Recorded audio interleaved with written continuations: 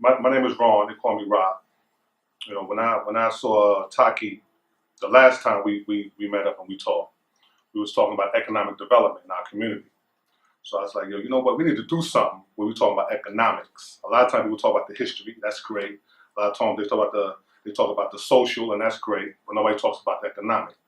So we need to do something about economics. You know, we need to talk about wealth development in our community. We are a $1 trillion nation. We spending billions of dollars on a lot of things. But we're not circulating that dollar. We're not congregating that dollar, aggregating that dollar. What we got to do. So I said, yo, maybe you know the things with history. I'm on the economic getting this money thing. Why don't we just put something together, show how in history we was, you know, top dogs at one time. We can get that once again, you know? He was like, yo, you know what? I'm working on this situation. I'm working on this thing called Hapi.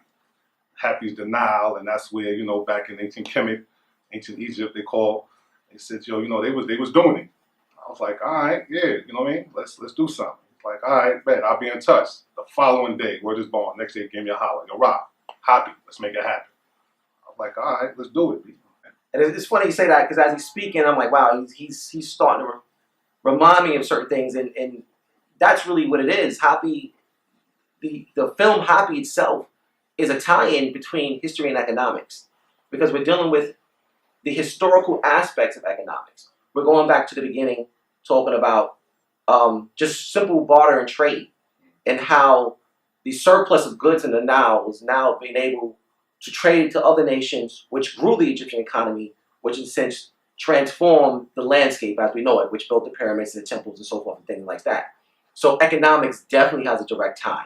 Then we move in further into the video, we start to deal with the transatlantic slave trade, which is the economic foundation for the Western civilization, the Western Hemisphere.